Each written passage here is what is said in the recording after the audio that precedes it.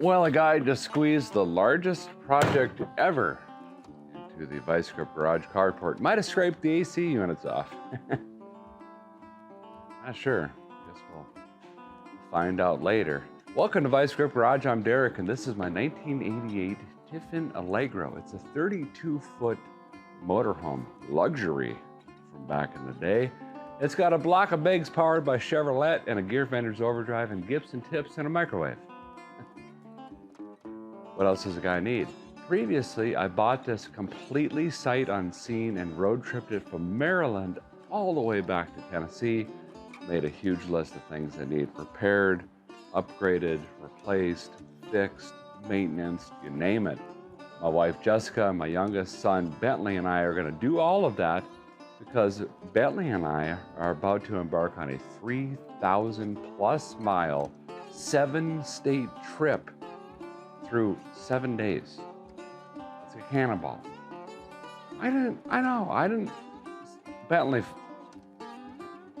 he got on the, listen, I just work here, okay? That's what Bentley wants to do, we're gonna do it. We're gonna try to hit junkyards and antique stores and cool stuff and fishing and grilling and cooking and having a blast all along the way, and hopefully this thing doesn't break down, but first we've got to build it better. Let's get after it.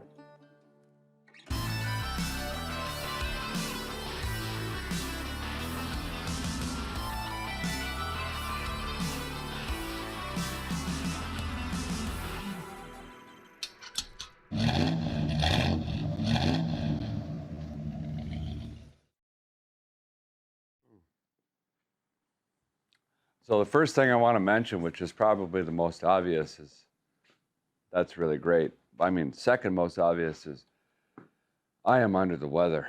My world travels have accumulated into strep throat, influenza A, and something else I can't pronounce. They have got this old bull tranquilized like you wouldn't believe, but I ain't down yet. We got work to do, and the work means spending time with my son, which I would not trade a second for anything. So I'm fighting through it.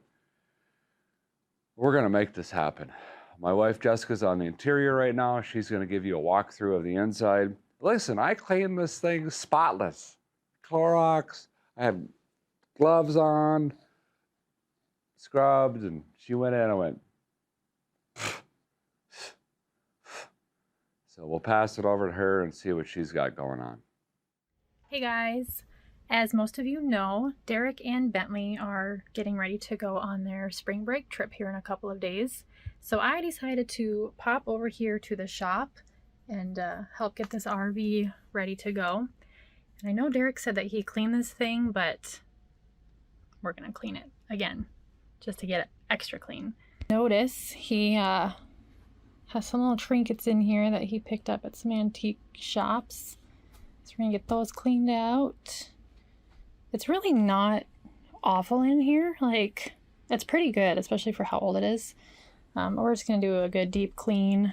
I got a couple of new mattresses that we're going to put back here after I get all this cleaned up. Got some bedding and all the stuff. So we're just going to give it a good once over, mom style, and get these guys ready to go.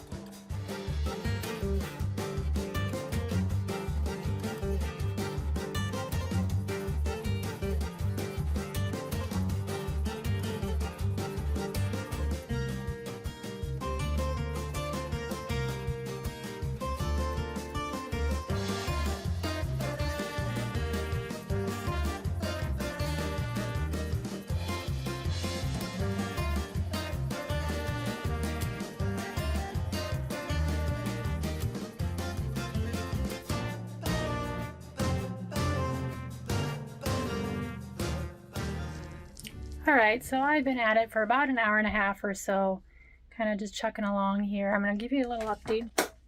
Oop. This was actually surprisingly not awful. I did replace the shower curtain because, ew, that's gross if you don't. But new shower curtain, I put a little cushiony thingy at the bottom because I also just get grossed out by touching bare floors. But anyway, shower was really clean. The only thing I haven't gotten done yet is this vent. Has some like leaves and whatnot in it, but it doesn't just pop out. I have to grab a screwdriver, which I don't have on me at the moment. So I'm gonna grab one of those in a little bit and get that part taken care of. But other than that, shower looks really great. I don't think that the guys will mind this at all. Into the bedroom, said I got new mattresses I'm gonna put in here. I did get these vacuumed and cleaned up. So I'm gonna get those in, vacuum the floor in here, clean up all the surfaces. I wiped out all the drawers and then put stuff back in that was already in there. Clean out this little closet and found a light up here too, which is kind of neat. So I'll have a little closet for whatever clothes they bring. And let's see, got this all cleaned up. Refrigerator wasn't too bad. I have not found a light. I don't know that this has one. But this wasn't too terrible. Obviously for sitting in for as old as it cleaned up pretty good. It wasn't awful. However, got to the freezer and I was cleaning. And I got it cleaned up for the most part. I'm not done. I have to get some more strong stuff, but there was some really disgusting mold, really thick right in there. It was on the bottom here side and then of course on the top. So I did address that with the products I have with me for now. I'm gonna have to get something else because obviously I don't think they should use this if that doesn't get cleaned up really, really well. I know Derek used it and didn't have an issue, but I just think that's disgusting. So we are gonna get that cleaned up. Stove cleaned up really good. Wasn't a whole lot going on in here. This doesn't really look like it was used too much. Same with the microwave. Can't remember how I opened that. Oh, I just pull. Huh. That was pretty clean. Just wipe that out. Clean that up good. And everything else is looking really good too. This is all vacuumed and cleaned up. The interior is actually not bad. It's really comfortable, as most old vehicles are compared to today's things. Just gotta vacuum that up a little bit and clean it up here now. Bentley's seat, I don't know if you can tell from this angle, but this thing is like a little couch and he's so little. He is gonna just be riding in style here like a king.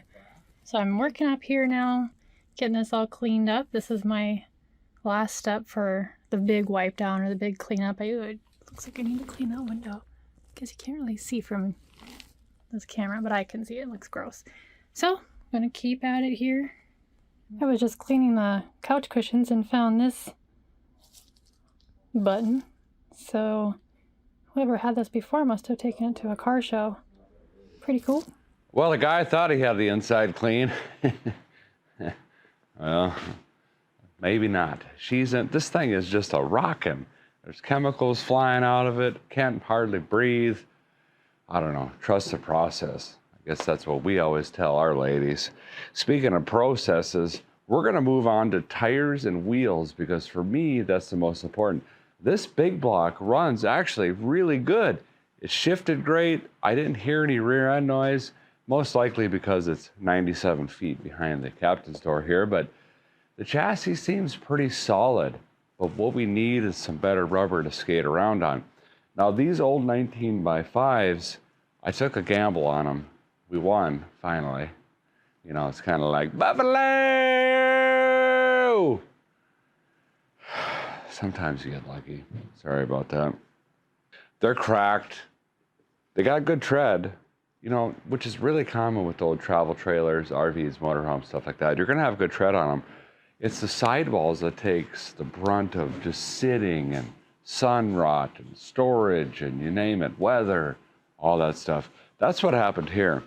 So I trust the tread. I don't trust the sidewall. These tires have to go before we go on this trip. A blowout would absolutely shut us down. Now losing a steer tire on this rig, extremely dangerous. I mean, you're putting this thing into the ditch if you're lucky, right? A rear tire on a dual, not that big of a deal. But also, it's a day, 2 days with the semi-tow rig and getting a 19.5 and going through all that stuff. If we're gonna pull this trip off, it is a calculated cannonball, we're just hitting the highway hard, fishing, antiquing, going to museums, all this stuff. Everything is just, it's got to happen. A blowout would ruin that. So we're going to fix that by moving on to other tires and wheels, but it's not that easy on this chassis. Well, I tested out an awning in the back. It hadn't been rolled out since 1992. A bunch of water came off there that smelled like a cattle slough. That's fine. We're going to have to figure that out. Awnings, all that stuff. We're going to be, like I say, Texas, Mississippi, Alabama, Georgia, Florida, Carolina, Kentucky, all sorts of different weather. We're going to need awnings, exterior lighting, the whole shebang. We'll get into that in a little bit. I've got the battery boiler 9000 on here. This thing is, whoo! This guy's just kind of ballooning a little bit. That's so my wife has some light in there. But anyway, on the tires and wheels on this thing, I had to contact the foremost experts of Chevrolet P chassis, and now I'm in the group.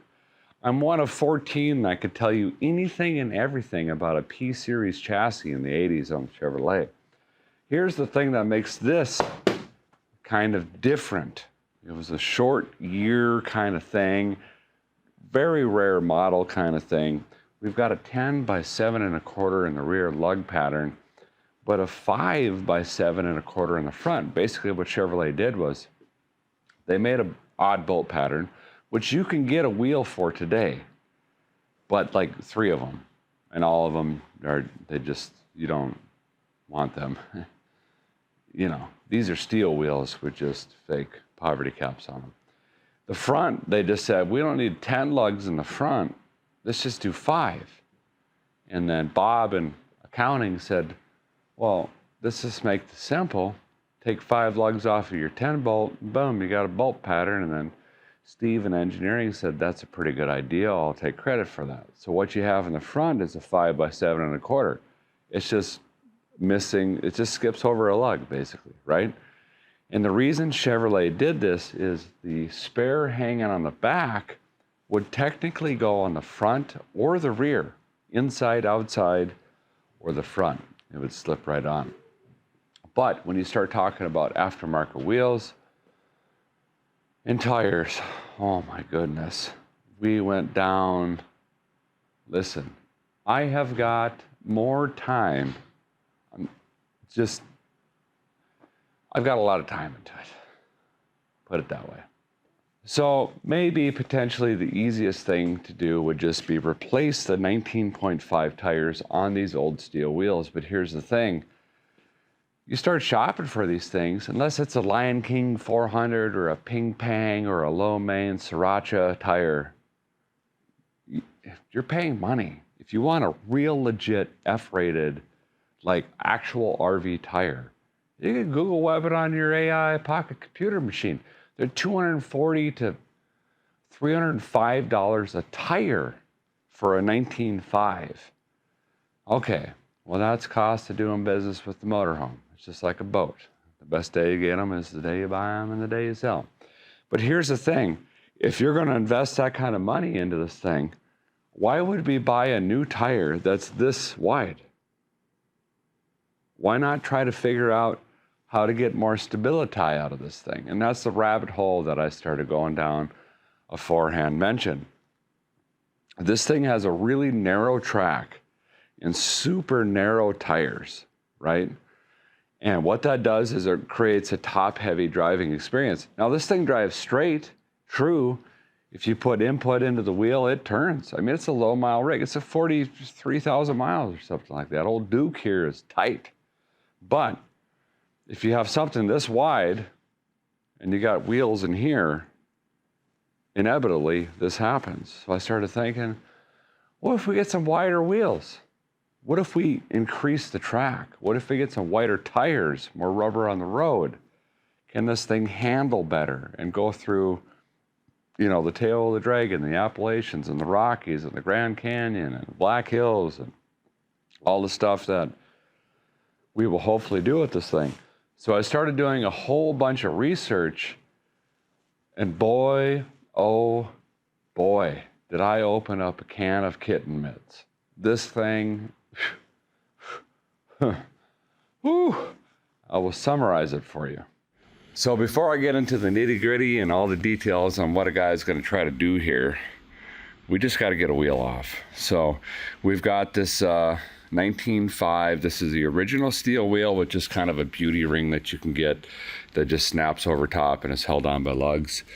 These are old Sahawa 2. But there's cracking all the way around just from being older. And this is what I was talking about. Look how narrow these tires are. My goodness. Oh, wow. Actually, this one is... Okay, never mind. I did not notice that before. Just crawling underneath. This puppy is completely gone on the inside. Like almost to the belt. So we got an alignment issue or something going on there. But anyway, instead of having, I mean, look at this. These are super, super narrow. We're gonna try to change that if possible. So let's get a jack underneath here, lift the front end up. The P chassis has independent front suspension. So instead of having big leaf springs, it has these coil springs. This has bag helpers in the front and extended bump shocks as well, just for stability. But anywho's, let's get her jacked up. Well, of course, the guys experimentalized a little bit. This thing ain't no sneeze. There's some weight between them hips. And my 3-ton jack, my biggest one I got here, called in sick. I pushed it underneath just fine. Second, I started pumping the handle and went, nope. No, Stuff was bending and snapping and things were making noises. Nothing was lifting. This thing is heavy. So I thought I might be in trouble here. I was thinking about getting a skid steer or something, making some sort of ramps, or I don't know. Then I remembered, boy, I think it's been a 1.5 years already. We got Black Sheep, the monster truck, which is coming back this summer. We're just waiting for warmer weather because everything's outside with that particular rig. I bought an air jack for that thing. It's a 22-ton air jack. I'll have it right next to me. I just unboxed it. It weighs 742 pounds. I think I blew out my C7, D4, and 9L. But anyway, I got it plugged in. We'll see if this will lift the rig. This thing, I'm missing whatever this is. I think there's supposed to be a handle or something. I'm sure I got it open box or something like that because it looks expensive and I would never buy something new like this. But anyway, it's a 22-ton and it says it's got a 16-inch lift, basically 17-inch lift on it. I got it plugged into here. I put a fitting on it and apparently you just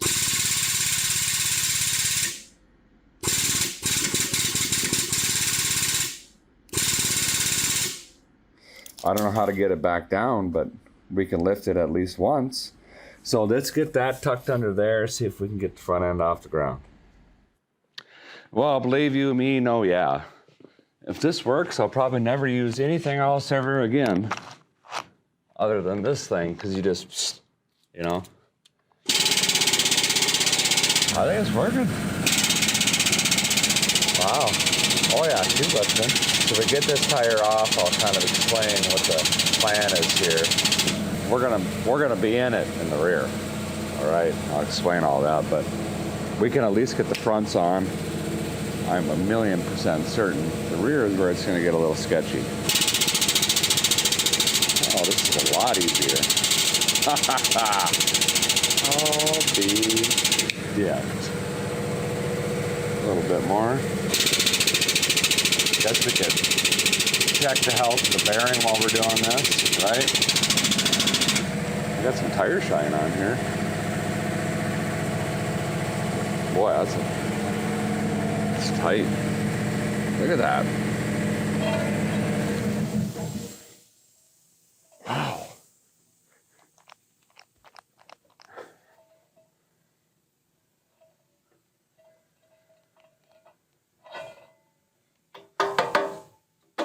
There's like a rock or something in there, but otherwise it sounds good. It's tight. We don't have a bunch of movement. Wheel bearing sounds good. No gravel sounds. So we just gotta figure out how to you know, we gotta get this. It's gotta come off. We gotta get this tire. This wheel's tire combination's we gotta get it off the vehicle. I need tools. Where's tools at? Over here. So this is looking like kind of what I thought it would be. We've got kind of a, oh yeah, there it is. It's just a beauty cap on top of this lug nut. Looks like 5/8. And then these hold the beauty ring center cap on. And then behind that is probably a big steel ring, which has pins to line it up. And then that holds the beauty ring of the wheel on, and then the wheel. So it's all kind of sandwiched in here.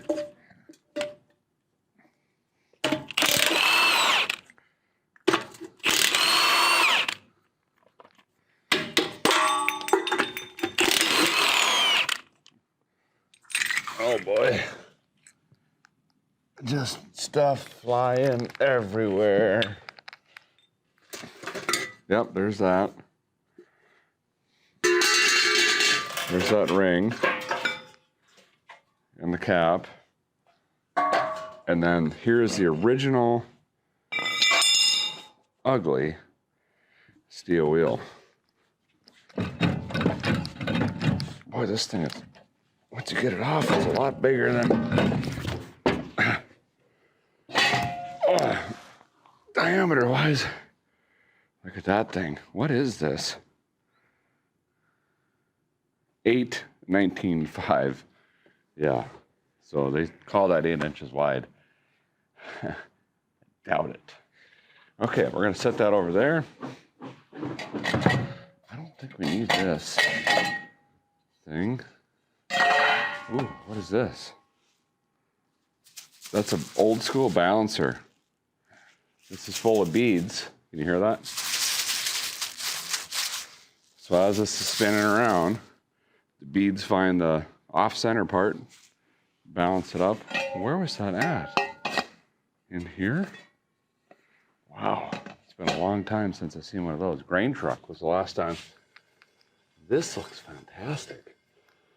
All right, let's inspect this really quick, and then we got to test fit a wheel. I am biting my nails off. So this looks really good, like honestly. Nice smooth finish. Can't catch my nail on anything. It's quiet. Oh, I can get way up in here. We got tons of pad left. This brake line, I don't know when, but that's newer-ish. That's been replaced. And this is that steering stabilizer we've already seen at some point. And then it's got some sort of Nerf football or something in the coil spring there to help on suspension. But I am pretty darn happy with all of this. I don't see any issue here. We might go ahead and just clean this up, maybe a wire brush, some rebuild black. I mean, that's all spray foamed and everything. I mean, there's just not a lot to do here. It's been done, you know? Yeah, yeah, synthetic performance, race paint prep. Boop, boop, boop, boop, boop. Brand new wheel bearing. New studs.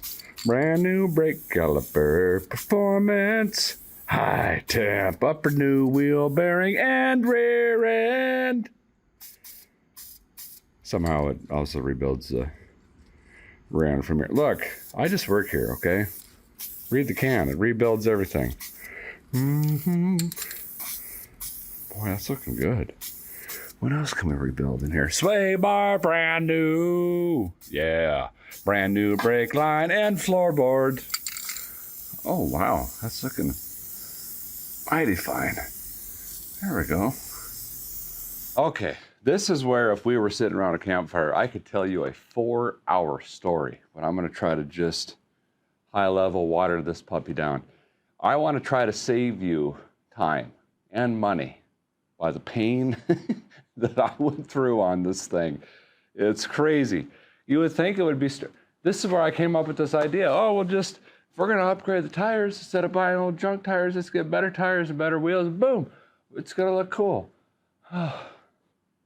No, that's not how it works. Anyway, so we went down this 10 by 7.25 path and 5 up front and all this research and talking to people, and I went to a bunch of different poker games and all sorts of stuff. Traveled the country figuring out what this chassis is. Finally ended up calling a friend of mine named Josh. He used to build high-end newer trucks. So like tires, wheels, lift, fancy stuff, fender flares, all that stuff, and flip them. I'm like, man, do you understand what's happening? Can you help me wrap my brain around this? It seems like it's really confusing. Because I started going down the road of what if we tried to just put newer F350 wheels on it because that's close to that wheel bow pattern. And he said, you need to call Bulletproof Off-Road Adapters, BORA, B-O-R-A. They will literally adapt anything to anything. You just tell them the numbers and you end up with a plate and you're done. I thought, yeah, woo, you know, all right, that's cool. Well, anyway, I did call BORA. And yes, that is factually true. I said, oh, this is what I'm trying to do. And they're like, oh, an old P-Series chassis. Let me pull up my computer. Here's all the, they knew the hub and hub-centric and the inside and outside and all the numbers and what do you want to go to? And I'm like, it would be cool to go to a 10 by 225 because I'm told that that's a common wheel. Presto. Literally done. Look at that. Made in America, high quality, pressed in studs, ready to rock adapters. They asked me the thickness and words I didn't quite understand, but they were trying to explain to me, but I didn't have the intelligence. But look at this.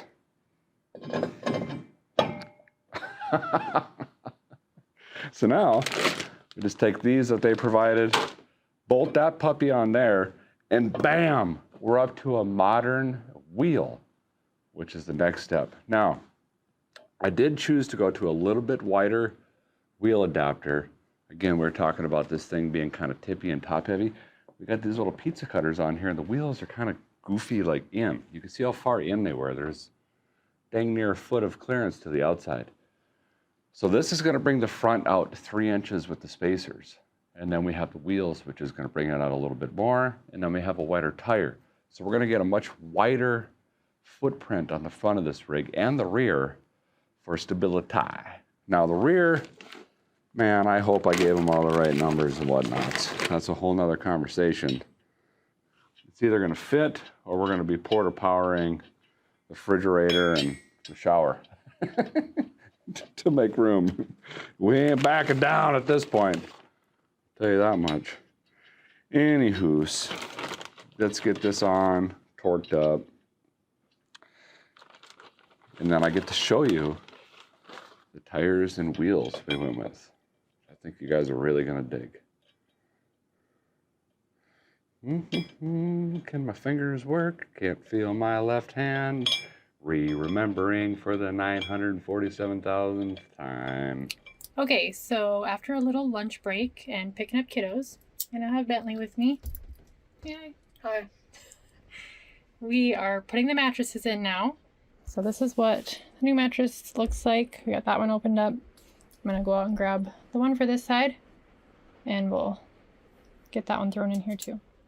This is what the mattresses look like out of the box. I just ordered them off of Amazon and I quite literally just typed in, I think like RV mattress and picked one that popped up that had the right measurements that we needed, and of course got the cheaper option. So we're gonna unroll this one and get this one out, and then we will get all the new bedding put on. We got the overhead sleeper down. Bentley is lubricating the tracks right now. It was pretty tough. We didn't think we were gonna get it up for a minute. We actually just pulled the mattress out of this and we decided, well, Bentley made the executive decision that's gonna be fishing equipment storage. Up ahead, we basically got, this side is shallow. We've probably got 8 inches of storage total up there, but we wanna make sure that this goes up and down smooth, so we're using some white lithium grease to try to smoothen that up a little bit.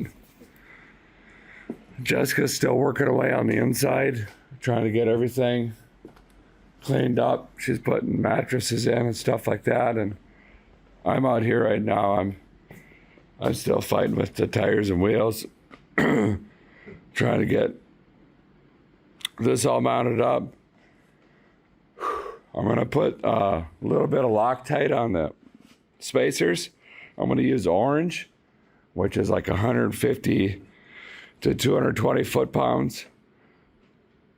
And get that locked up. We'll get the fronts on here in a minute, and it's gonna look fantastic. I'm telling you guys, it's gonna change the whole look of this rig from this to something really, really good. So this will be fishing equipment storage. Bentley's over here right now trying to get the drinker side all lubed up, and he's having to reach between the glass and the frame of it because we don't want to take the screen out and mess that up, but this should be plenty. We got, I think we're planning on bringing 3 different rods, so 6 different rods probably. So we got a 10-foot, a medium, and 2 collapsibles, different reels, and a bunch of different lures, mostly bass. What else? What kind of fish? Kind of trying to get carp, probably. Carp, yeah.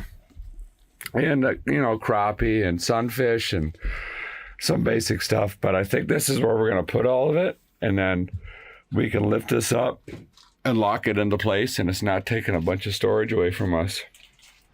So these steps are pretty rusty and beat up, and the black color is kind of fading. So we're going to use some VGG Rebuild Black. Get this thing looking way nicer. Just going to do a light little spritz over it. But this should help make this thing look a lot nicer than it already does. Using the old mattress as a cover so we don't get the shop floors all painted up and ruined. Okay, I have the beds all made up. They are so stinking cute. I'm obsessed. Bentley picked out the bedding, and I just love it. It fits this little excursion that they're going on so perfectly. So anyways, these fit in here really, really well. I'm really happy with how it turned out. I think the guys will like it. Now we are going to go start working on the living room. Got a little bit of Chevrolet orange on here, but it's for an important reason. I was marking these studs here. We have to do trimming. This one is trimmed. And the reason we're doing that is this needs to sit flush with the wheel that's going on here. Now, we don't have to worry about cutting these. It doesn't hurt the stability or anything like that. We have full lug nut engagement past that.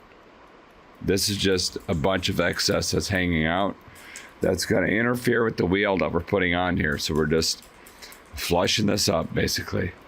So let me finish this up. Got to hack it off. We got 4 more left. And then we'll get this on. I'm going to put some orange Loctite on these just to make sure vibrations and stuff like that doesn't work it off. Torque it down, and then we're getting to the tires and wheels. And man, this is going to look good. The Bora wheel adapters are on. I've got to run some paint cleaner or brake parts cleaner, get that orange paint off, clean them up a little bit. But all that is on, Loctited, ready to rock. And Jessica and Bentley are over here working on the tires and wheels. Of course, we got to go white letter out, but I couldn't find any white letter in the F rating, but we're making it happen. Okay, just rolled another one in. Jessica and Bentley are coloring up the other one because we got to have white walls out. But just wanted to talk about these beautiful wheels for a second here. Now, this story is deep as a well, as my grandpappy would say. And again, I'm not getting paid a penny or anything like that. I'm just trying to help you out.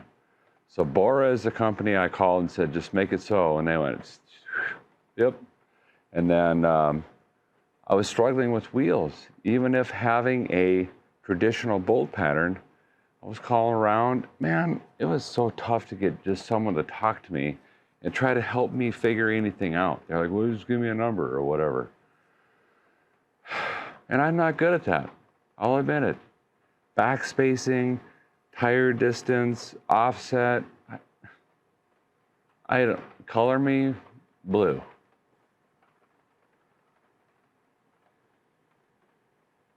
I don't know.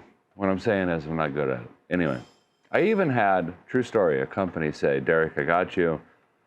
We're going to set you up with some wheels. This is what it's going to cost. This is what it's going to take, blah, blah, blah. Called them about a week and a half ago. Oh, we forgot. That doesn't make sense. We don't have any of that.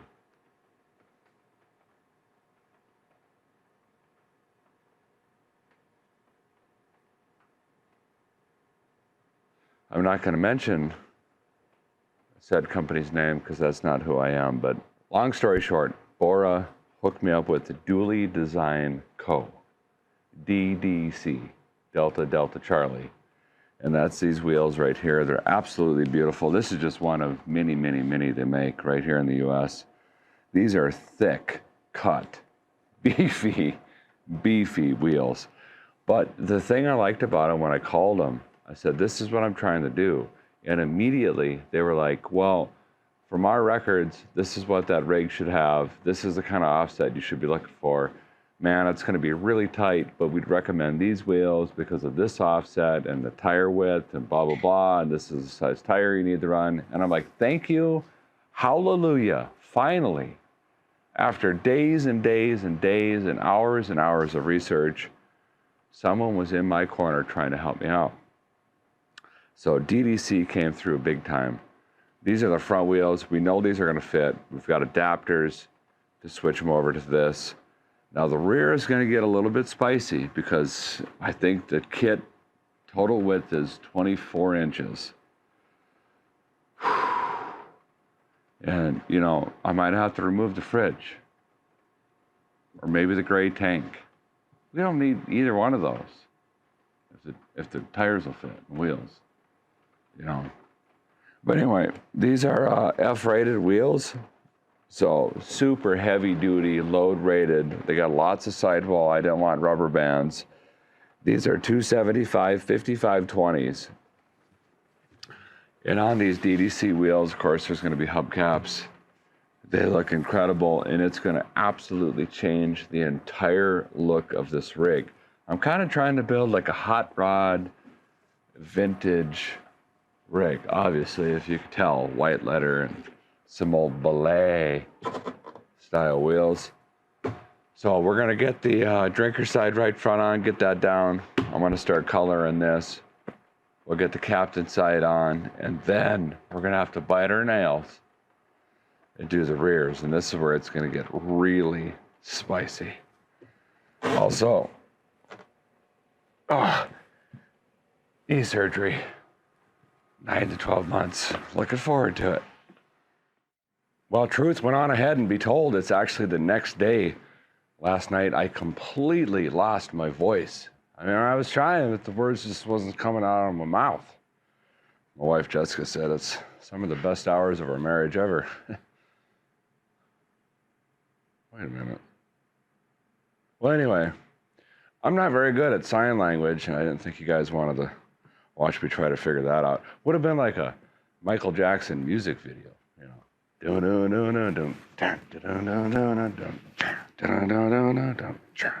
So this is really cool, man. DDC has their stuff together. This is their installation box, I guess, if you will. And this literally has everything organized neatly in here. We got the caps, front and rears, lug covers, lug nuts, all the tools. I mean, everything. Valve stems. It's got even a little blue Loctite for the, I went with bullet covers instead of spikes. And, you know, if you had something like an offset correction device or spacers or any of that, everything would be neatly organized in here, and it's all labeled up either. Like, look at that, rear lugs only. Boy, even I can't mess that up. So I just needed to get the lugs for the front, which are over here. So let's get this front tire on. Well, again, I apologize about my voice, but you know what the old saying is, no rest for the dumb. Anyway, let's get this DDC wheel up here. Bentley's got the white letters done. If we change our mind on white letters, we can always just turn the tire around. But let me ask you this. When's the last time you saw a vintage RV tootling down the highway with custom wheels and white letter tires. Exactly. Gotta give her a shot. Okay.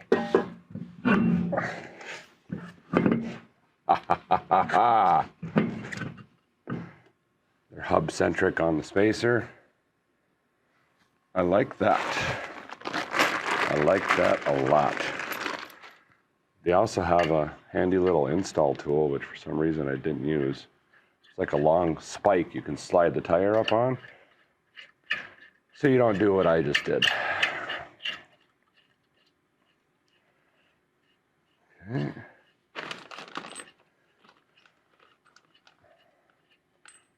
Get these torquilized. Whoa, whoa, whoa, whoa. Once a guy gets his bad boy on the ground, we'll actually hit it with the torque wrench, but...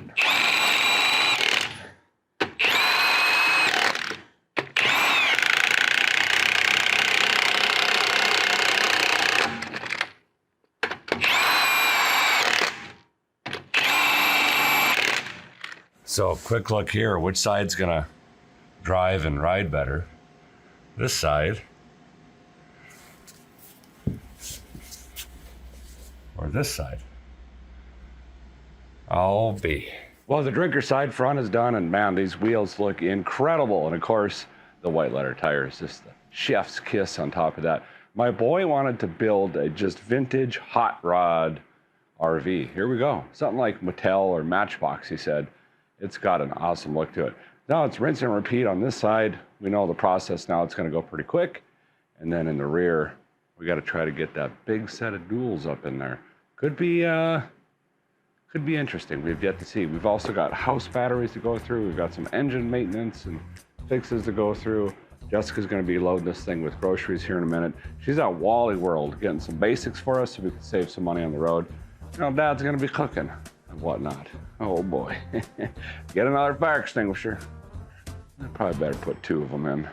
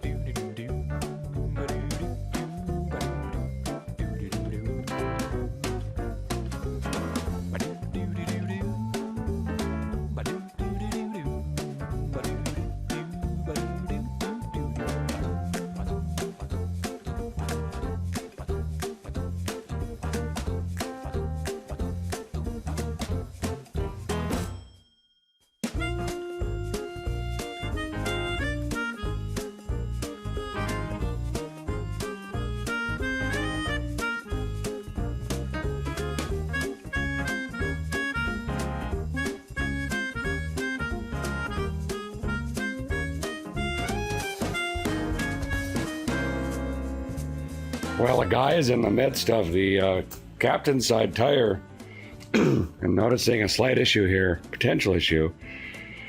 If I turn this all the way, is that going to make contact with my ladder? Well, the guy needs that getting out of this big rig, so I was going to fire it up, but this battery is dead. And I actually used a jump box to get it in here. This is something that's on my list. This old puppy, I don't even know what that is. Thunderhawk Intimidator 42 from 1991. I don't know. We're gonna get that out of there. Put a different one in. We're gonna hit 3 coyotes with 2 poles or whatever. And then I was gonna fire this up and just turn the tire, see if that's gonna interfere. Jessica's back there coloring tires. Say hello. Yep. She's got it all stocked up for us. She's gonna go get Benjamin here in a minute so he could put some sweat equity into this thing, but that's a long, slow process, but woo, worth it. I don't know if, do we have to redo this like every 2 weeks, or how does that work? Do what? The color. We've never done that. But every 2 weeks, I'm not. She said, this is it. That's all you get. I don't know. We've never done it this way. It's just obviously we cannot find that tire F-rated with white letter. So let's yank that junk out, put something new in. All right, we got the Thunderhawk 47 out. That's our 2021. I think it was a Reman recycled thing. And then of course we went with the Extreme Assist. Super Start. Has a go handle and, well, it fit in the battery tray. Of course, a little block of wood, just safety. So now we should have plenty of crankage on this thing, and we could turn it all the way lock to lock and make sure we're not going to take our ladder off. Okay, now I can lean in here, key on, gas pedal down, that turns the choke on. I'm going to start it, babe. Wow, what a good engine. Look at that, right off of the choke. Okay, now. Whew. Are you kidding me?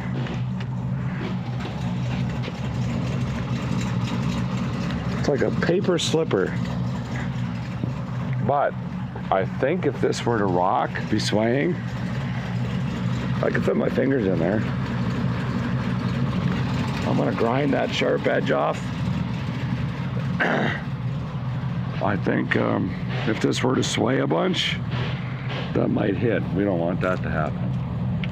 Not on our brand new, what are these things? Razor blade Gillettes, or whatever they are. Macassis's. Macassis. Is my grandma's favorite hardware store that she couldn't pronounce. Anyway, let's do some work. We're gonna take this sharp edge off of here, just in case that tire rubs. We should be good. So basically, when we're turning this, we're just gonna have to have a remembery that this is here and image it when we're turning, so it doesn't, But I got it smoothed out now, so it's not just a jagged corner on both these sides, and then just hit it with some rebuild black. Should be pretty good. I got to clean up these letters a little bit and get the cap and the bullets on, and the front is done. Well, both fronts are done, and that looks really cool. I really like how that turned out. Now we're on to the rear. This is going to be the nail biter. I got the old duals off, same size tires. Obviously, they're all the same all the way around. But now we're putting those wider tires on and different offset wheels, trying to get them to fit in here. So I got some angle iron in here, tape measures, putting a bunch of measurements up on the whiteboard. To be honest, I should have done this from the get-go. That way, when I was calling around, I need to make sure something would fit. But that's just not how we do it here. Is the fridge still running? Yep, I got it running on LP so we could stock it here pretty soon. Anywho, so I think we're good on the inside dual based on my angle iron and bent tape measure. That only goes to 22 inches. It's broken. Now I got to figure out and do math. This is, and I think it's going to be tucking. We might have to do some trimming on the inside here. I don't know. That's what I'm trying to determine right now.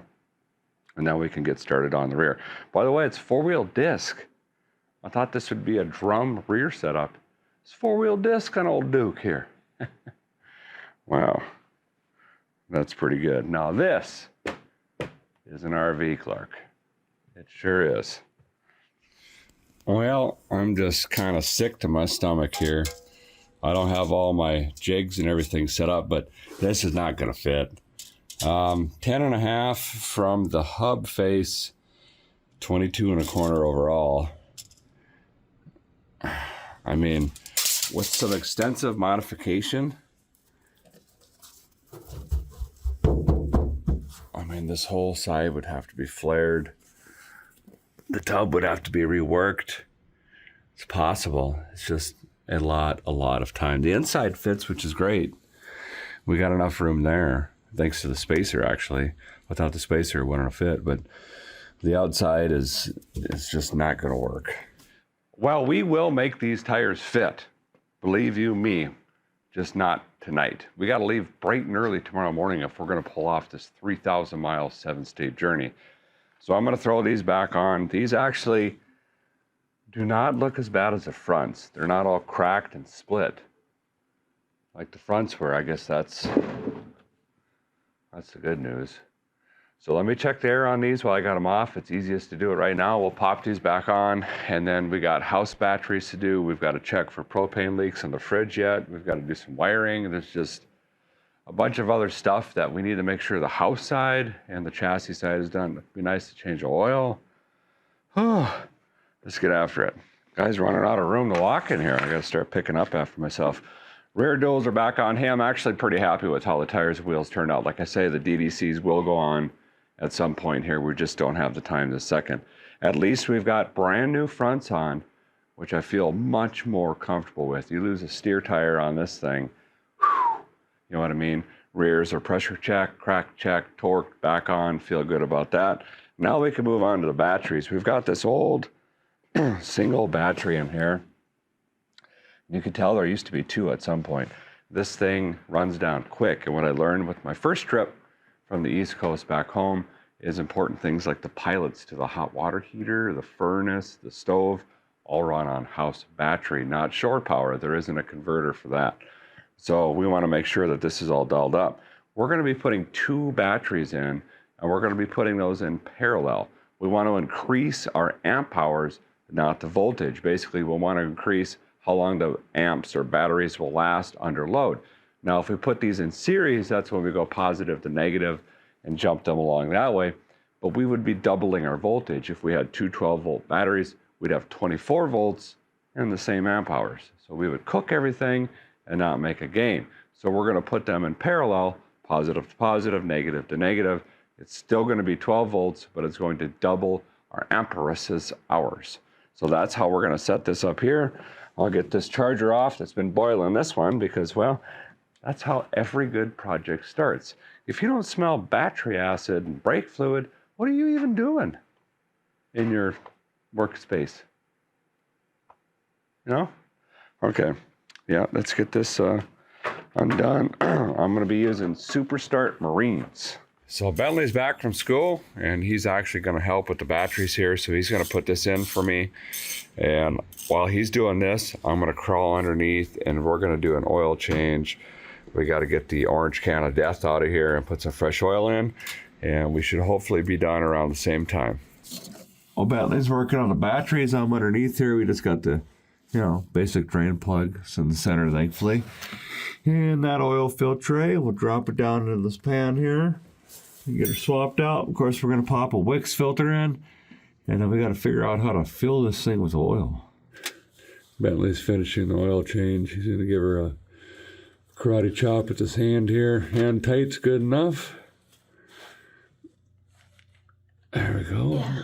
And then wipe that header off too so it doesn't smoke. Yeah. So it doesn't smoke so much. There we go. He's got the batteries in before I even got the oil finished. He's helping me now.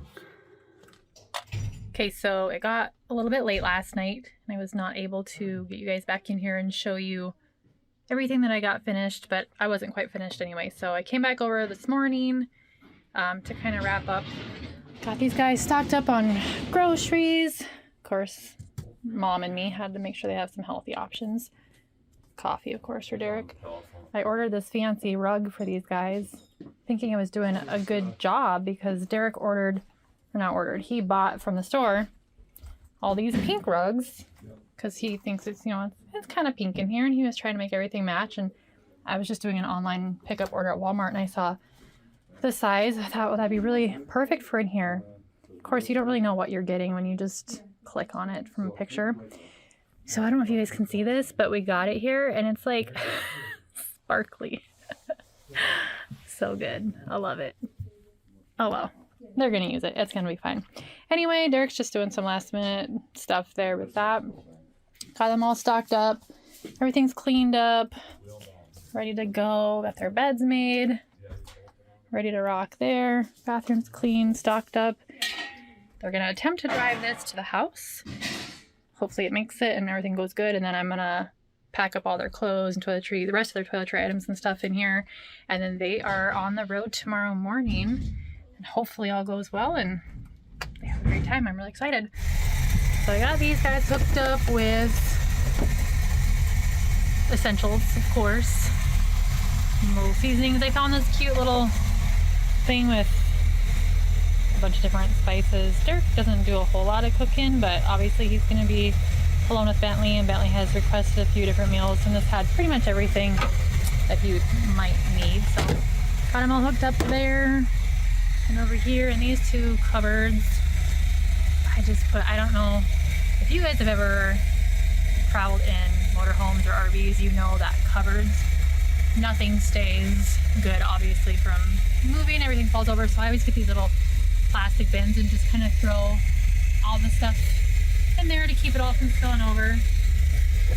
Chocolate milk is a must for Bentley every night. So anyway, I got all the stuff they might need. Bentley's favorite sweet tarts and Derek's chewy Chips Ahoy, because, you know, I'm not going to be there to make the real deal. So anyways, that's it for me. It's my last update. And well, those guys are off doing their thing. The twins and me are on our own little adventure.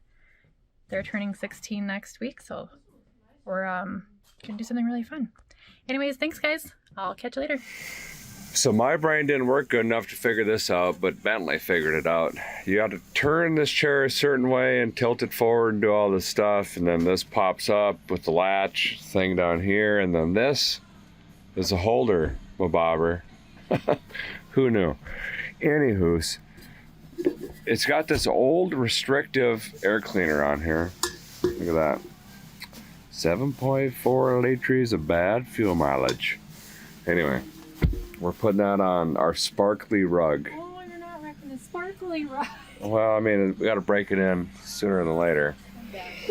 And now what we're going to do is see this old restrictive inlet boot over there that's like super kinked and smashed in. That runs up front into a coned off like tube. This thing was barely breathing. 454 cubic inches, didn't have any air. We can't even lid flip this thing. So I'm gonna put on a El Cheapo Evil Bay $22 chrome thing. And meanwhile, Bentley's out there still topping off the oil. We've got, I think, 5.5 quarts in right now with a fresh wicks. He's gonna probably put another quart and a half in. He's gonna keep checking that. That's the checker tube. It's like 42 miles long. This thing should be breathing better, fresh oil. All this looks fine. I mean, she only needs what she needs, fellers. This looks fresh within the last 40 years. I don't see any mouse chews. The quadrabog looks pretty clean. The smog's been deleted from it, of course. I mean, it's got old school plug kits in there. That's mid-90s-ish when they started fighting against emissions, but I don't know. Fingers crossed. All right, we maintenance the generator. We fired that up. We got the oil change complete. We're just monitoring the level. We might have to put half a quart in or something like that. And for whatever reason, we found ourselves replacing the side molding. Yeah, full restorations. The old one was like, it was weird. It was like a coil spring or something. Like zigzags. Yeah, it was like. Oh, my, it's right there. It's like. Oh yeah, here you go. Look at this. It's like melted or something. I'm not really sure, but it was shrunk. Super weird. Looked ugly. So we got this generic brown stuff, and boy, it is slow going. It took a while to start it. It's 1/8 of an inch at a time, but we're just snapping this into place. Trying to clean the side of this old rig up. I ain't got the dexterities. So now we're getting picky. We're over on the captain's side, and we're gonna go ahead and replace this to it. We think we got a system down. It only takes 17 minutes per 11 inches to get this new stuff pressed into place. So we're gonna take the end caps off. This side was broken already. End caps off, which Bentley's doing right now, and we're gonna get this threaded in here. Okay, we got to do a propane leak test on the fridge still. We've got 3 COs in here now, detectors. Tank is checked. We got air pressure, tires, brakes, rear diff, engine oil done. We got to finish the air cleaner still, Bentley. Oh yeah. Yeah. We just did a light check. We got tail lips, blinkers, headlights, low beams, all that stuff. We're getting close. We gotta finish the oil. Yeah, that too. We gotta check oil again. Well, we just pulled her out.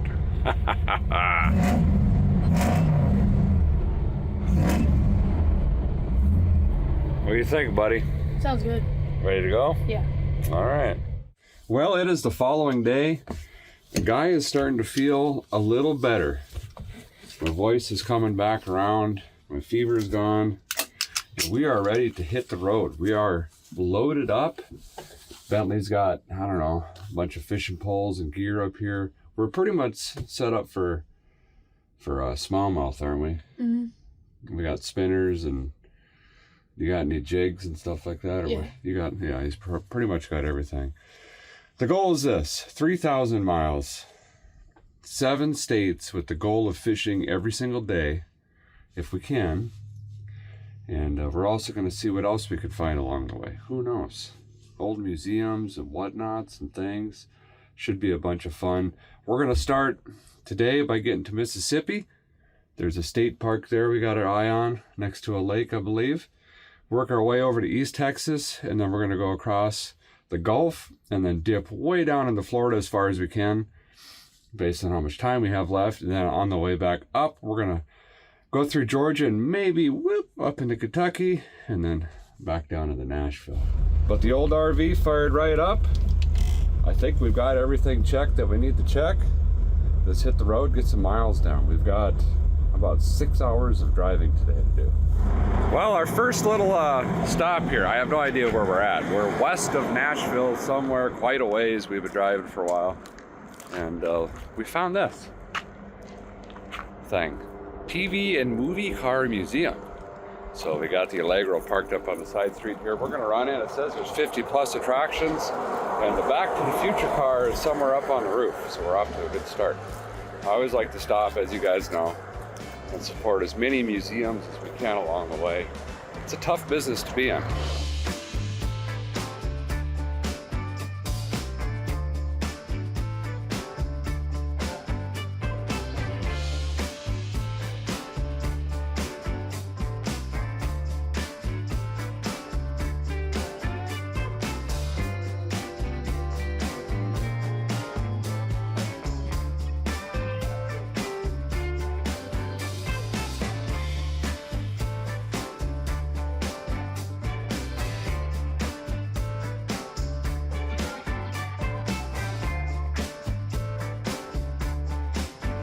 Oh, the Training Day car, that is cool. One of my favorite movies.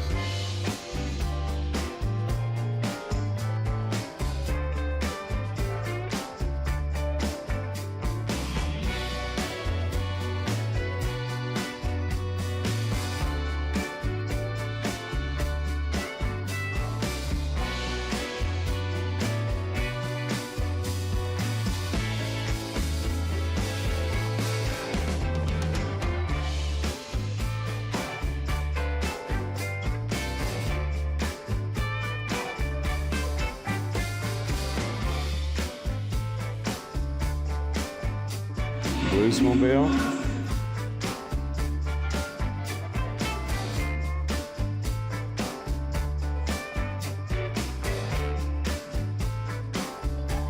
Bam, man.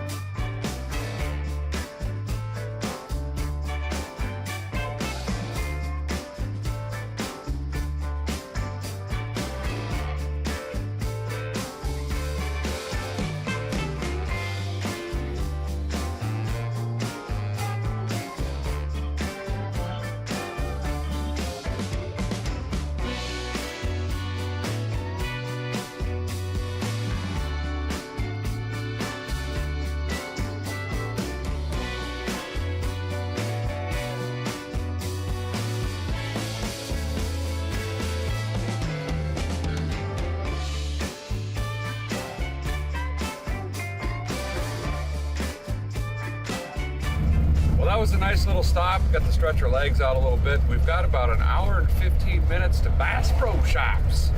Need to grab a couple things, and then we're gonna head on yonder to our camp for tonight, get set up. Should be an hour or two before sundown if all goes well. All right, we made it to Bass Pro Shops down there. They sell speakers and amps and stuff apparently. Bass Pros, with troubleshooters right next to it. Anyway, we're stopping here first, Thrift Center. We cannot pass up a thrift store or an antique store, can we? No. We are after a era-specific television set. Trying to teach this guy how to play on a CRT TV. That's the only way to play Donkey Kong. And Farming Simulator is the old ones. Maybe we're seeing some furniture. Maybe. I don't know. So my friend made a custom rod for Bentley and I just for this trip. It was really kind of him. And I'm gonna show you those here in a little bit. So we're here getting a reel. We're gonna get it spooled. They'll spool them for you here as well. And then Bentley's after some sort of Japanese bottom feeder lure or something. I can't pronounce it. So he's shopping away, and I'm just watching. Right, we are spooled up. We got a couple different baits, topwater crank baits and slow sinking baits. We're after black buffalo, smallmouth, and carp and crappie, and some catfish. And there was something called like an alligator gar. Yeah, those things. Yeah, I don't know. That sounds like a southern fish. I'm used to snot rockets and whatnot. But anywho, we're gonna climb back in, get the gear out. Bentley's gonna start getting the rod set up. We should be pulling into camp here in an hour and a half, something like that. Might get to go splash some water around yet.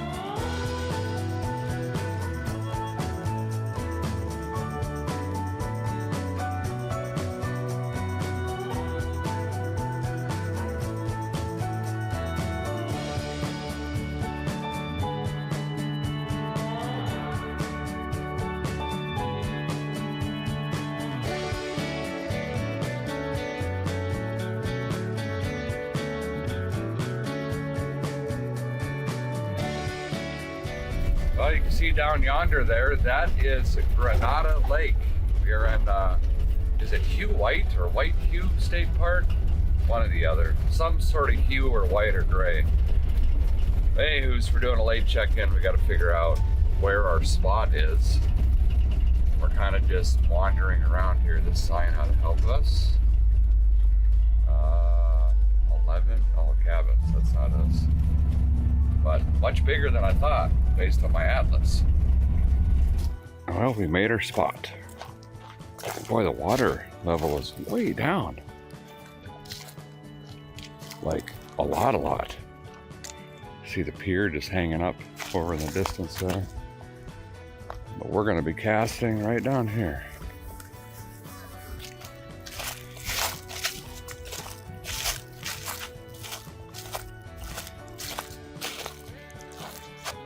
See him jumping already?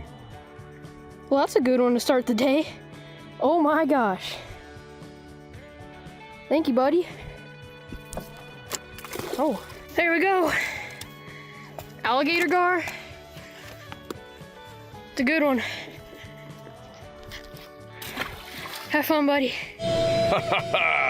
got that to work.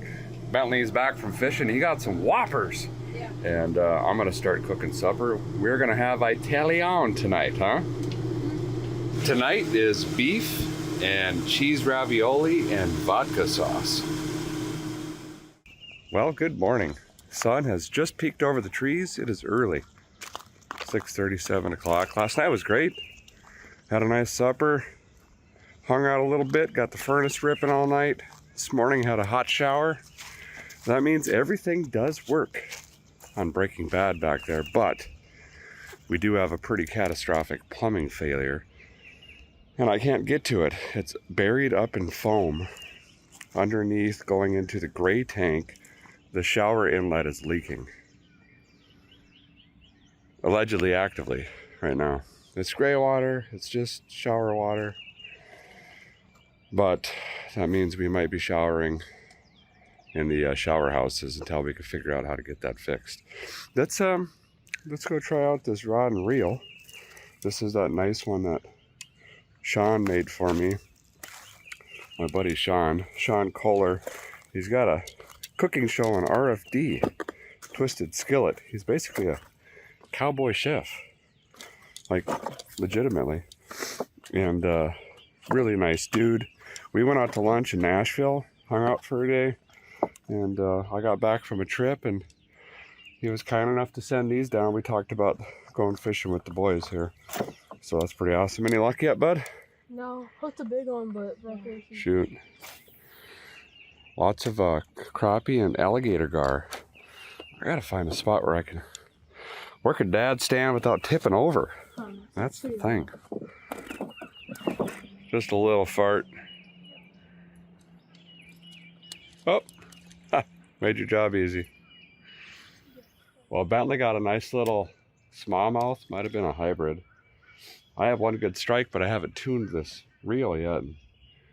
The drag was set wrong. Didn't get a hook in. And I just bird nested it after I changed to a spinner. We're gonna get the rig set up. We have a big drive today. I gotta figure out where we're going, and I'll let you know as soon as I know. Well, guys, got Breaking Bad fired up. Of course, she snapped right off this morning. Was a cord down on oil, but that's to be expected. Big block at 3,000 RPM for a full day. That's completely healthy. So threw the cord in there, checked everything up, got all the shore stuff wrapped up. We're cleaned, packed, ready to rock. Bentley got a couple more good strikes, but didn't drag any in this morning.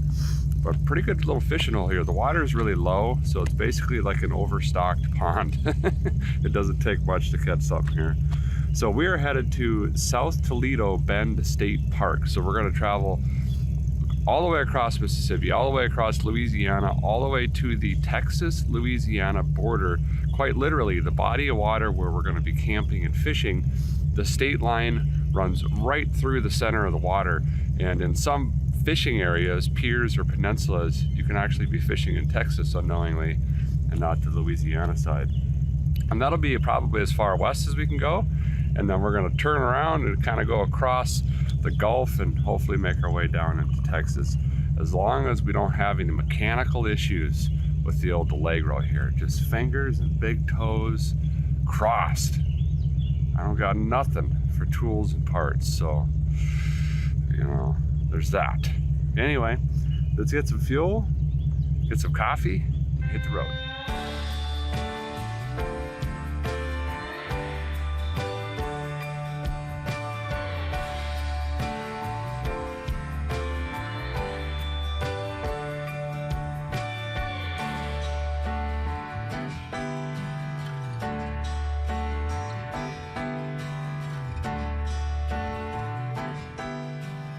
Well, we are fixing to turn on the intro state. We happen to find a hobo freight right here, so we're gonna go get one of those junk tool suitcase things, just so we have something. I was in such a hurry leaving. I can't even believe I'm gonna say this out loud.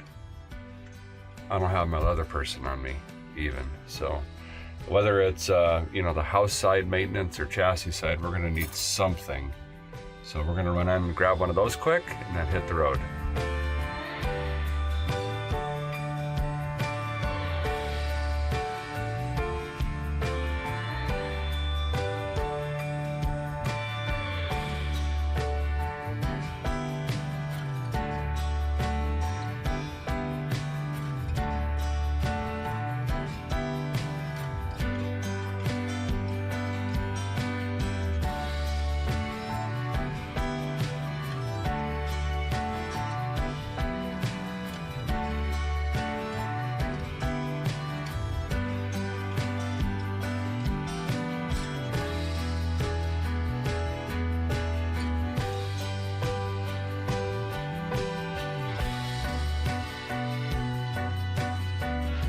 like stretch time. We're north of Jackson in a little town.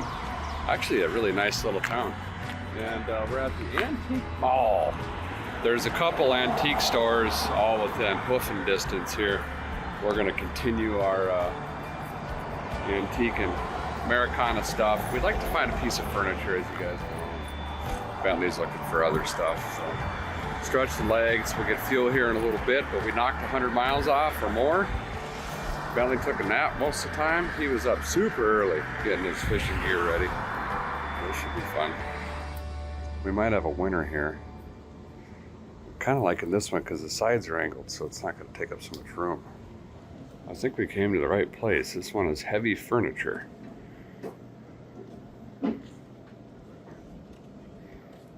Haha! Snagged it. Pretty close-ish to the wood color and everything. And we gained us some storage in here. So we're going to put some stuff in there. Parking isn't always the easiest when you got a 32-foot big rig. We're walking to Wingstop. We stopped to get wings there, I guess. Never been to one, but wings sound pretty good. Then we're gonna go to Wally World because what we're finding is you can buy a 2002 plasma television at these antique stores, but you'll pay $90. Or we can get a brand new one at Wally World for $105 with a 2-year warranty and like a controller and cords. That makes sense. So I think that's what we're gonna do. It was good, but atomic my behind. Fries were great. This was the way to go. 32-inch, cheaper than a pawn shop. Well, we had to make an executive decision. We made some changes, didn't we, Bentley? Yeah. On our route here a little bit. The chat Pontiac GTO or whatever that app is called done did me dirty. When I set up this route, kind of proposed it, it gave me a breakdown of mileage per day, and one of my requests or inputs was no more than 300 miles a day, just so we could fish and have time to do stuff. Well, it said today was supposed to be 229 miles and tomorrow was supposed to be 269 miles. Not even remotely close. We would still have, I think, almost 6 hours today to get to where we're going, be dark. And then we would have like an 8-hour drive tomorrow to get from Texas state line back to Gulf State Park in Alabama. Doesn't leave us a lot of fishing time, you know, and we're pro anglers, you know. So what we're gonna do is, instead of going that far west, we're gonna start heading south instead, and we're gonna go to, I think it's called Little Bear Creek. And they have a lake there, and I'm not really sure. We'll figure it out when we pull in there.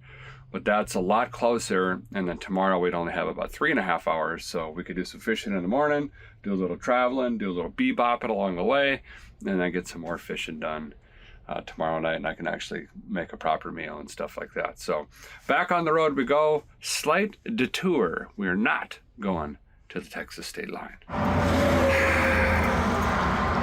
Look, I can't help it, all right? It said giant flea market, antique store. This place is massive. There's 600 cars here. It goes all the way down. So, here we are. This place is cool. It's just like 3 pole sheds put together full of individual antiquers. There is a little bit of everything. This is gonna be, look at this stuff. Oh, looks like an old Dietz lantern. I like those. Let's go check it out. So that is not a Dietz. This is that a Republic? Oh, it's an Anchor brand. This guy is actually made in the Czech Republic, believe it or not. It's got 2 of them. That's pretty cool. This is cool. I'm gonna get this. Drink Pepsi Cola. Flip it open, Bentley. Of course, we find this thing here after we already bought the other one. Ah, too bad. This is actually a really good stop. Look at that old typewriter down there. There's like, it's always fun when there are individual brokers, because like this guy back here, into bottles and signs. Some people are into porcelain, others furniture. This guy has a bunch of musical instruments and typewriters. It's a lot. lot of fun. Whoa, place is packed. We got a really nice 1941 painting. The Bell Public Telephone Porcelain. And then of course a Yoo-hoo.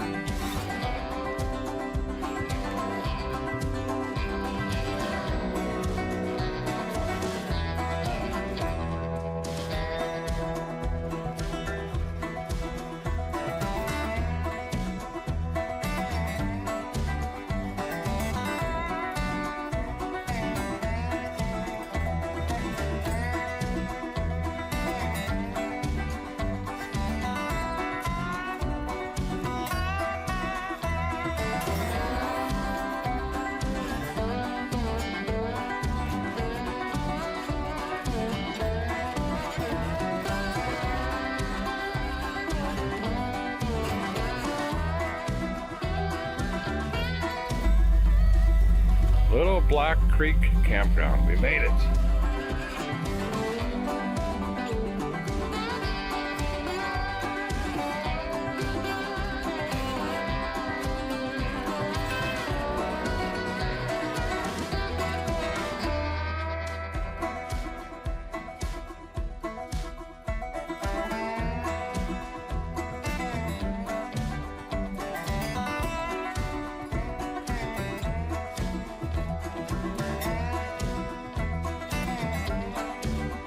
Well, we made it.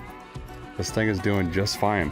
It's really warm today and it's not getting hot, which is great because we've only really driven this in cold temperatures. So everything seems to be going really good, and the wide front has made a huge difference. Anyway, this park, wow, I didn't even look at pictures. I just completely threw a dart at the map, called and said, "Can you fish here?" They said, "Yep."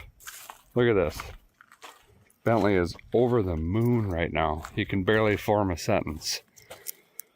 He'll probably end up standing right there. They got cabin rentals here, play sets everywhere. You can rent little canoes and whatnot. Nice place. Anyway, I gotta do the deal. Get all this set up, ready to rock. Bentley's getting set up.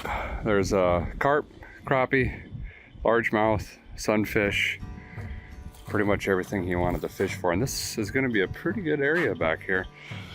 I've got power water going, put a little bit of fresh in the tank, borrowing some rocks. Gonna level this thing out and then I'll put them back when we leave.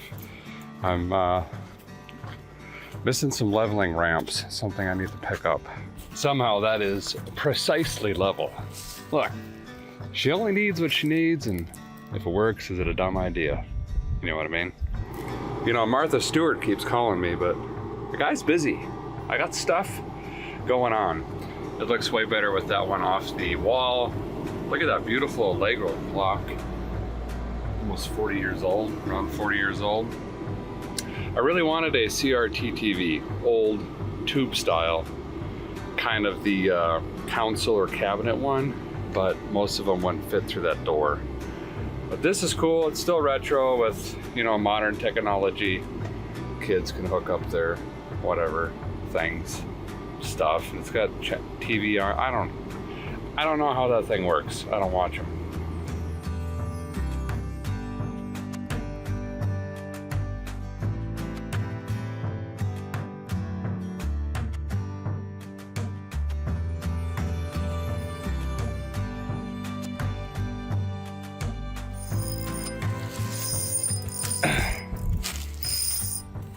Tighten a little, here you go. That looks like a muskie or something. Yeah, it hurts. Oh, yeah, these. It's little minnows. Scoop your hand in there. I bet you could get 20. I'll probably fall in. they're cruising right around these logs. This driftwood is pretty good, actually.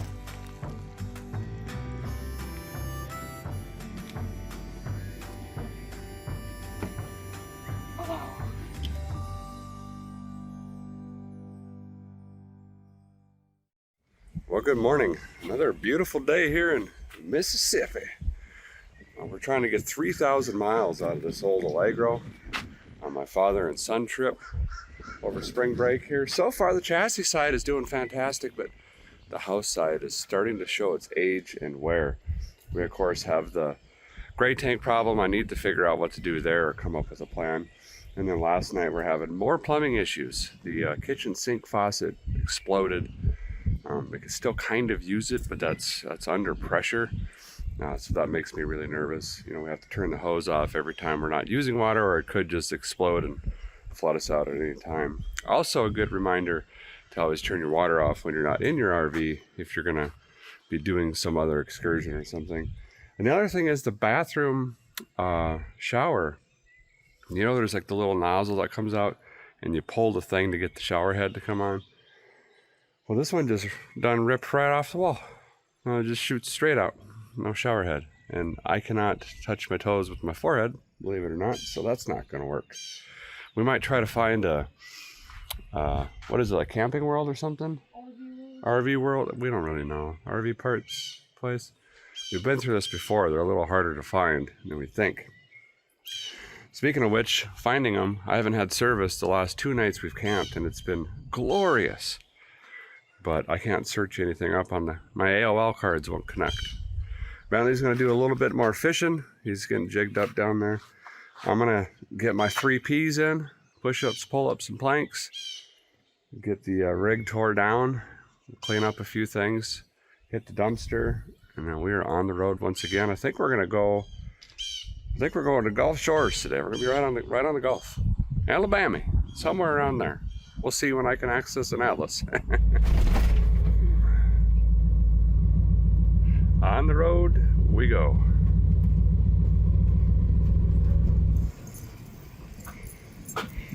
Ouch.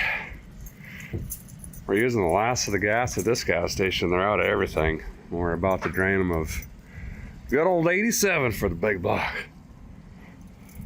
Look at that beautiful machine out there. Sales guy just ran out and shouted to his partner, "Hey, look at that old Allegro out there." So we were able to find, let's see, the shower faucet was $14.95. We got to retrofit the wand, but I think that's gonna work. And then we found the exact sink replacement for 22 bucks. And then we got some bug spray, a couple other things. Oh wow, looks like the van clan just pulled in next to us over here. Maybe we're in the wrong spot. Anyway, we're gonna keep on moseying. We got a couple hours to our destination yet.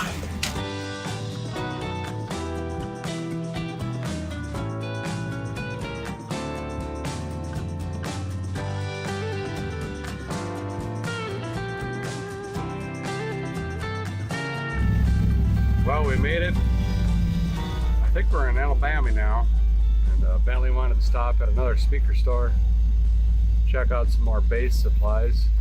This one's a biggin. Ain't kidding you, nothing. Oh, they even got their own fire truck. I've been in a lot of these.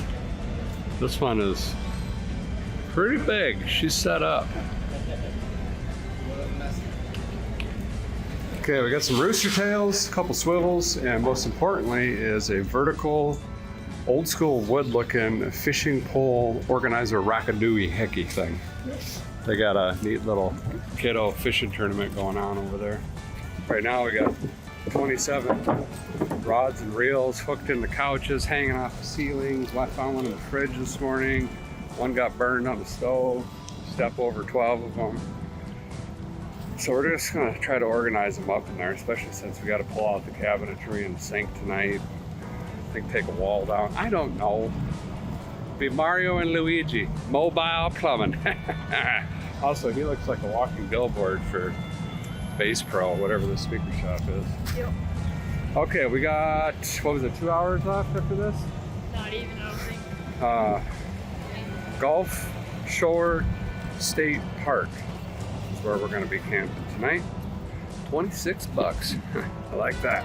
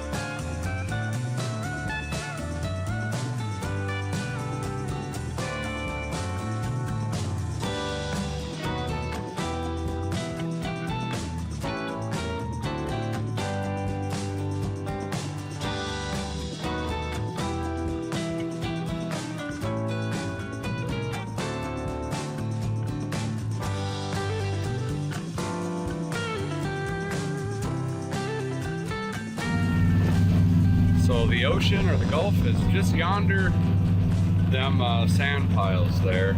We were gonna go swimming, but it is super, super windy. As you can see, all the kites and stuff flying out there. And it's hard to see, but we're gonna pass a yellow and a purple banner here in just a second. It's right up there.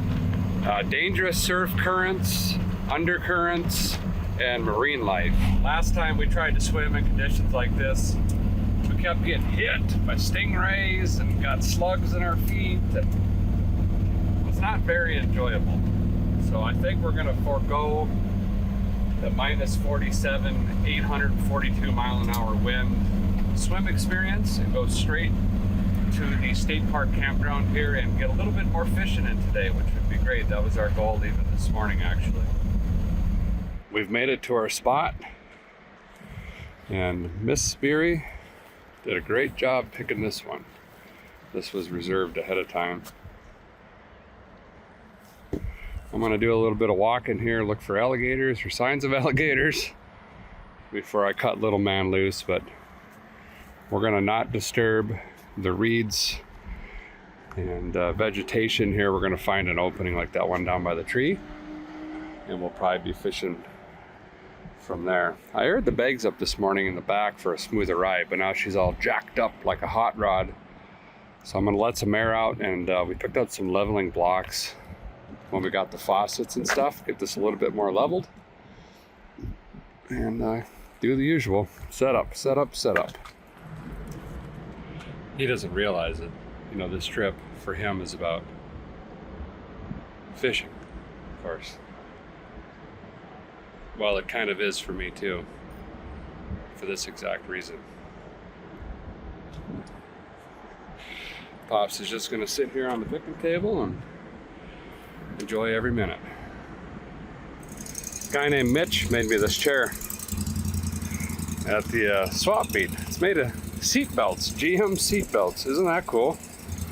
It's pretty awesome. Couple bites? Nice. Well, the original plan for food tonight was teppanyaki. You know, I was gonna try it on a hot plate. I have a tiny little cheapo Blackstone thing, but we didn't have anywhere to put it for storage wise, so I was gonna try it on a hot plate on the stove. But truth went ahead and be told, I forgot to pull out the fillets this morning, so they are frozen solid. And I like to bring them down nice and easy in the fridge rather than just throw them on the counter. Keeps the tenderness and flavor in them, you know.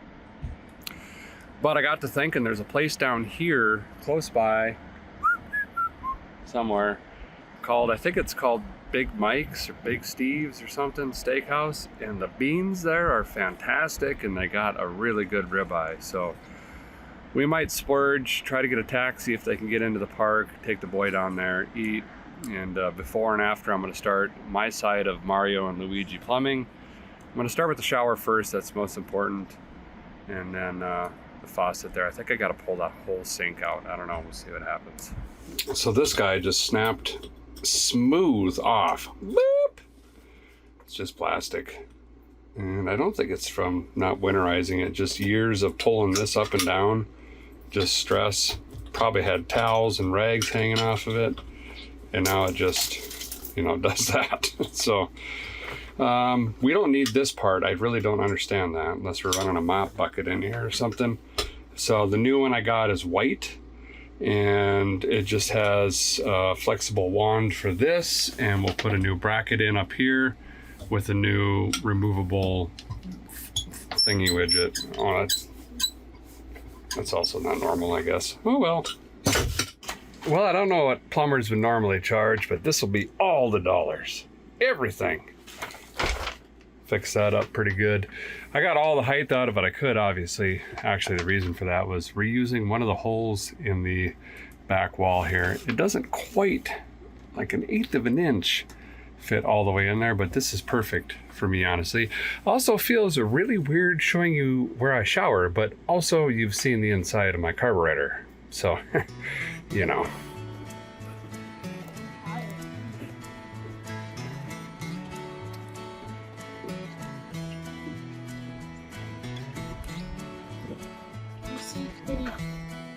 It's so murky, I can't see nothing.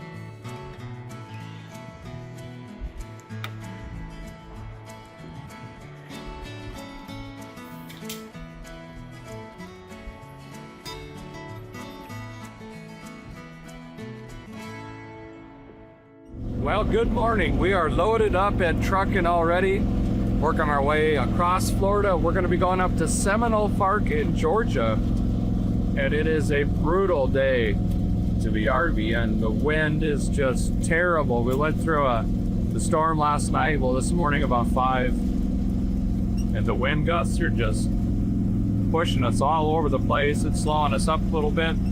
We've got, I think, 240 miles, something like that. Get up to the park up there, and we should be able to get some fishing in today, and hopefully we'll see what happens. So.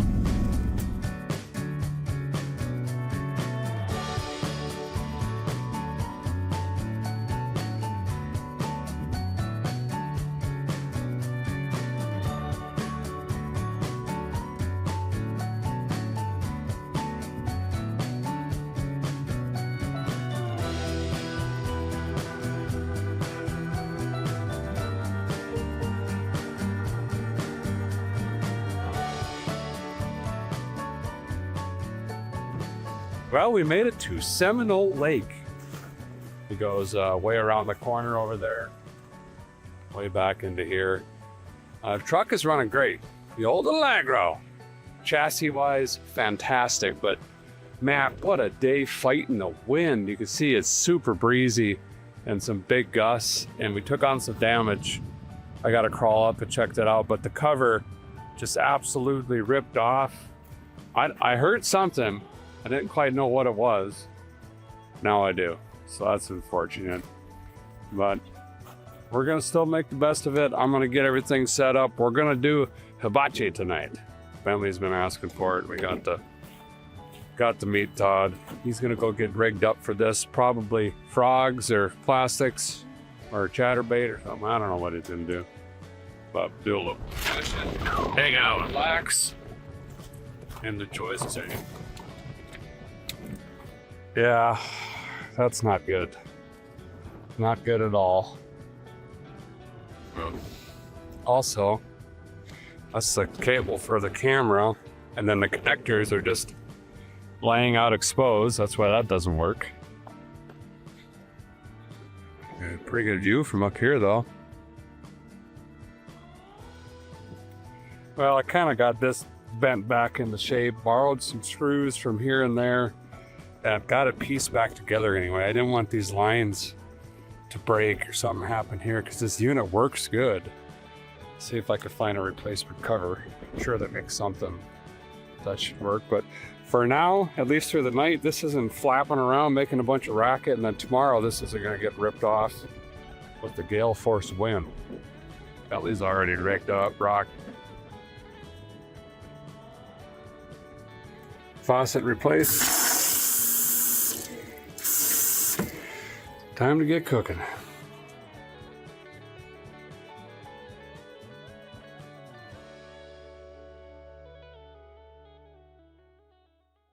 Well, good morning from frigid Georgia. Bentley's checking the oil, getting everything unhooked. We are going to head into Florida today. Not really sure where. We're going to get down south a ways, maybe towards Gainesville area. And we're going to end up probably farther down towards, is it Lake Wales? Something like that. I heard there's some good fishing down there. But it is very, very cold and windy again today. And I think it's going to be the same in Florida. Then, of course, next week it's supposed to be like 80s or whatever. But that's just the way it goes. You take what you get and you don't throw a fit. Or whatever Grandma used to say. But another day of driving, getting ready, getting loaded. Last night was great. We just watched an old Denzel Washington movie and hung out and had a great supper and just relaxed. It was awesome. Boy, fuel on this trip has been a little tough, but I think it averages out pretty good. Because you got to think of it this way: we're staying at state parks almost every night, which is anywhere from $4 to $30. Otherwise, we'd be in a motel, and those are getting outrageous unless you're willing to literally sleep with bed bugs. I mean, I am, but not with my kids, family. They're $110 to $130 for anything anymore. So if you did that plus fuel in a regular car every day, I think it still plays out well, being our arrangements are already made. We've got all of our own food. We're not eating out in fancy restaurants a lot, stuff like that. I don't know. That's what I'm going to say anyway. It averages out in our favor. We got 246 miles. I just looked at the atlas. And it's finally getting a little bit warmer as we're getting closer to Florida. Stopping quick to get some propane. We ran the furnace quite a bit last night. We're down to about a quarter tank. And I'm going to be making some burgers tonight on the stove and then running the furnace again because it's so chilly. So I want to make sure we didn't run out. And I don't think the place we're going has any amenities other than a stream and a canoe. So. And we'll stock up on some water and some other stuff while we're here and keep on trucking. We're about 110 miles out, I think. Well, we made it. It's like Uncle Dan's Bayou camping land. They got a hose hanging out and extension cord. Pretty much all we need. The river is right there. And that opens up to a lake, which is a couple hundred yards that way. So I'm gonna get set up and we'll do some exploring. See if we can dip some lures here.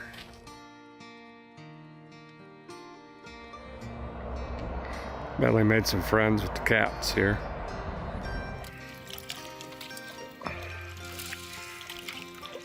I am the captain now. Well, this is peaceful.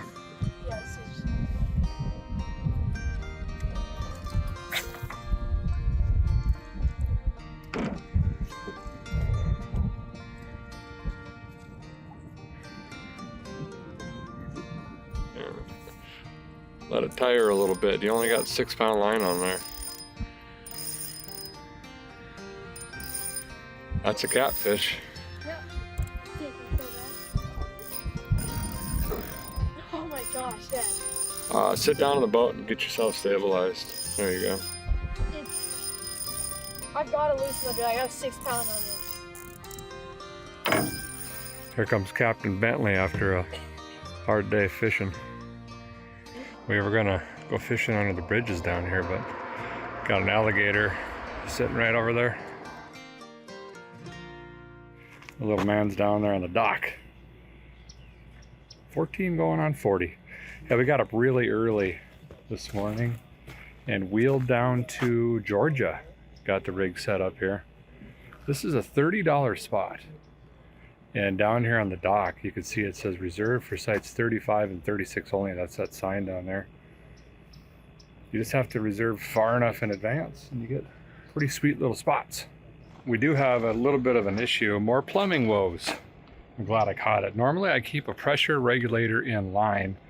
I got in a hurry the other night and it jammed up on me and I just took it off and hooked the hose up and fired the hydrant on, and I think it's overpressured and blew the line off the back of the toilet, and I think it stripped threads on it. And unfortunately, without that being installed, we can't run the 12-volt pump or the hydrant because it's just going to flood. Wish I had a vice grip. Ironically, I do not. Idiot. I should search though. I might have got one around somewhere, probably in my sock bag. But anyway, I'm going to start working on that. Little man's going to fish. It's our last night, I think. We're running out of food. I think I'm going to make some tacos tonight and some nachos. And then in the morning, we got, I think, 7 hours. The chassis on the truck is doing excellent. Today, it got up into the mid 70s and running it at 3,000 RPM all day. It did get slightly warmer. Nothing concerning, just warmer than it usually was. But that is literally it. Just keeping my fingers crossed, and hopefully we can make it back without any major breakdowns. Floor is soaked in here, but anyway, it's that valve back here in that line. I think I got it filed and fixed. Now we got to put a pressure regulator on and test it. Valve's in. She's leaking a little on me, but that should work. Well, it's the Bobby. Old plumbing strikes again. Got her fixed. Well, don't be an idiot like me. Now, a lot of these places are on pressure tanks and pressure pumps. And boy, if you're the first one hitting water, some of these lines are pressured up pretty high and kaplowy. Also why you turn the water off when you're not at your rig, if you're walking around fishing or going to town or whatever. But anyway, it's about that time. I think it's 6:30, 7 o'clock. Gonna get some meat going. We're gonna be eating pretty good here. I think we're gonna eat outside tonight, actually, if the weather holds. Out here night fishing, we've got, well, Bentley's got quite a few tonight. Yeah. And accidentally snagged a box turtle. Yep. But it's been a fun night. We're gonna keep going for a little while yet. Well, good morning. Got the rig fired right off. Man, this thing doesn't smoke on startup or anything, ever.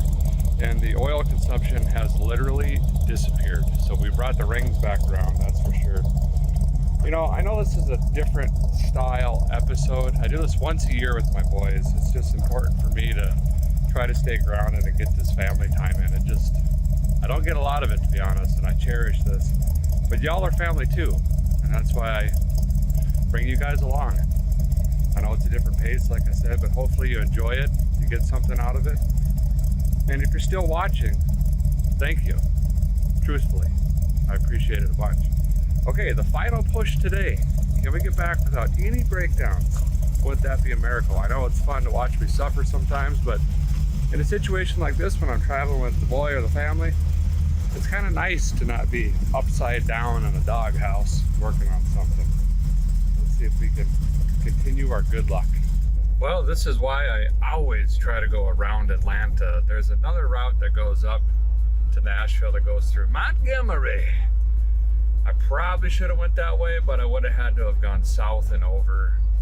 This is going to cost us probably half hour or more. But it is what it is, you know, it's part of traveling.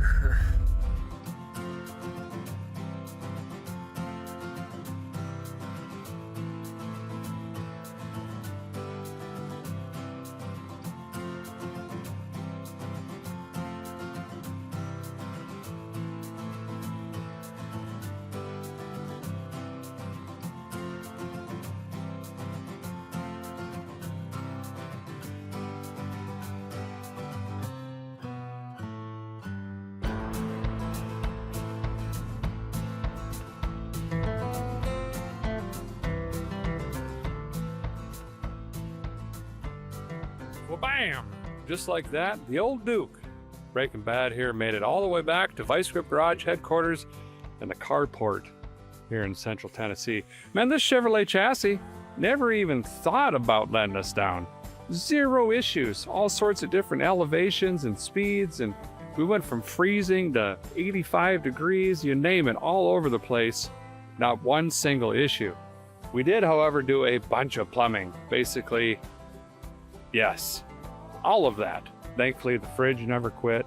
The hot water heater, did a little work on that behind the scenes to get that fired up, but that's continued to hang in there. We did get some damage with the cover up there on the AC unit, but I don't think that's overall going to be too bad to repair. We've got a solid old rig here. I think I'm going to hang on to this thing. Of course, we got to finish up the rear here Big thank you to EDC wheels and Bora spacers. That looks absolutely fantastic. Really improved the handling and ride quality of the thing. I can't wait to get the duals put in here. We got some fab work. We're gonna have to do some carpentry inside, build a new tunnel. Might even have to put like a, I'm thinking like a 80s Dodge dually fender flare or something on this to make that work, but that's something there in the future. But most of all, I really enjoyed the time with Bentley. We had an absolute blast. I don't even know how many states we fished in, and I don't even know how many miles we put on. She's up to 51,000 and change now. I think it might have actually ended up being more than 3,000. We changed one date, not going all the way to the Texas line, but we added a bunch more going this, and then down into Florida and whatnots. But hope you guys enjoyed and had a great time following along. If you want to see more of this kind of stuff, let me know. And yes, don't worry, we're getting right back into revivals, rescues, rebuilds, and whatnots coming up next week. Thank you guys for watching. Appreciate you so very much. And here's your reminder, your project won't work if you don't.